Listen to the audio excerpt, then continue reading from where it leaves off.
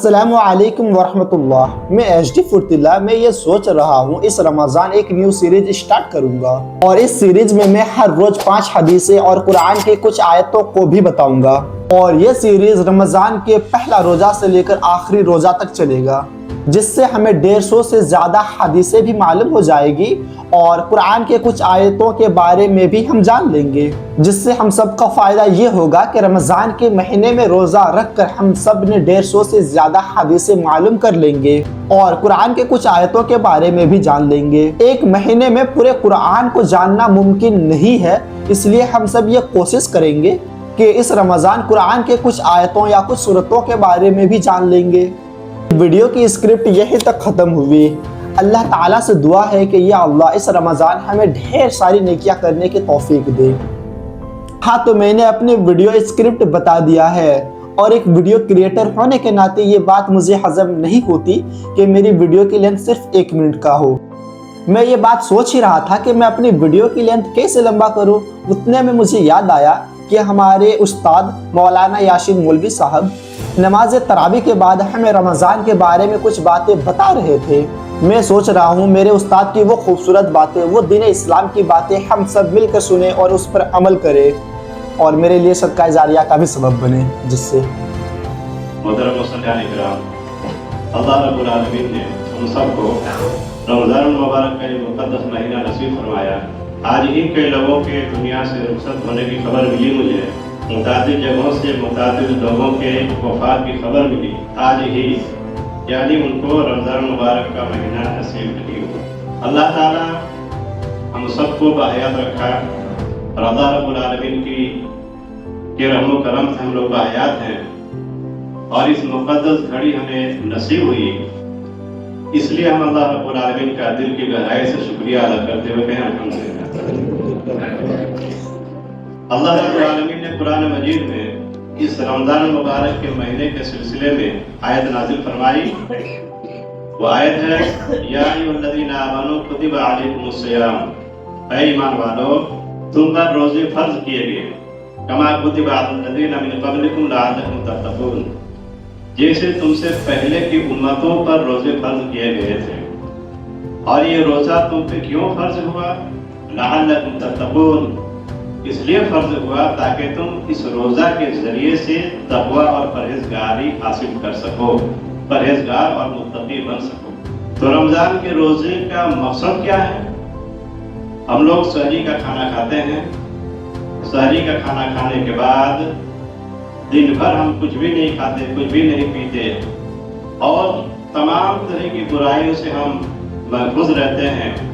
عام دنوں میں جو کام جائز ہے ویسے بھی کچھ کام رمضان کے مہینے میں ہمیں منع کیا گیا، اور ہم ان کاموں سے بھی باز رہتے ہیں، اور اس کے ذریعے سے ہمیں ایک طرح کی ٹریننگ ملتی ہے۔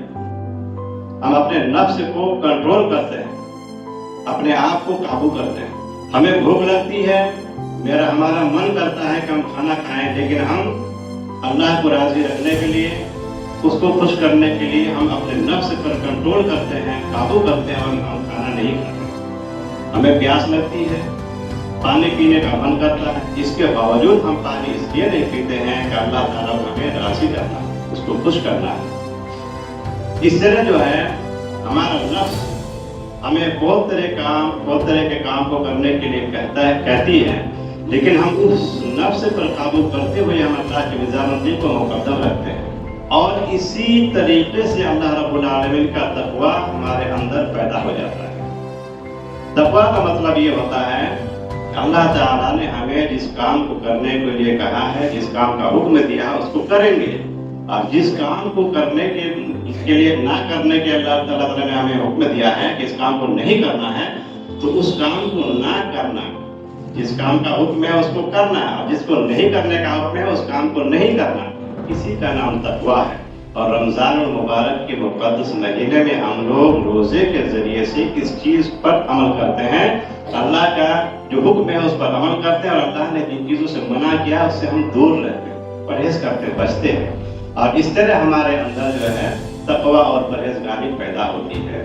حدیث شریف میں آیا ہے، نبی صلی اللہ علیہ وسلم نے فرمایا الصوم جنہ، یہ روزہ جو ہے ڈھال ہے۔ ڈھال 2 معنی میں ہے، ایک تو ہم روزے کے ذریعے سے دنیا کے گناہوں سے بچ جاتے ہیں.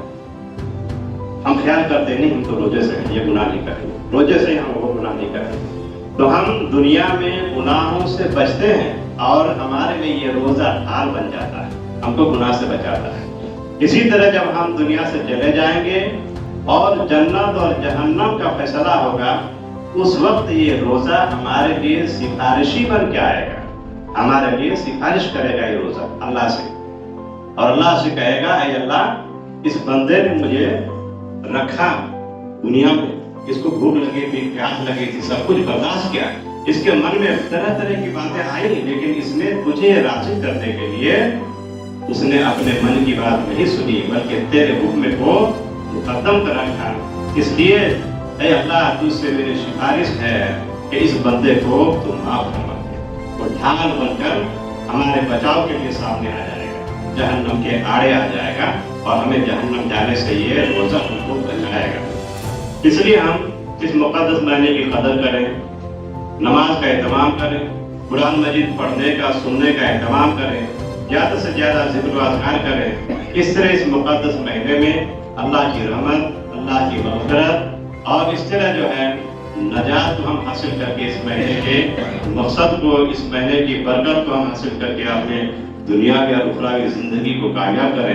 اللہ تعالیٰ ہم سب کو اس مہینے کی قدر کرنے اور زیادہ سے زیادہ نیک عمل کی توفیق دے. آمین. السلام علیکم ورحمۃ اللہ.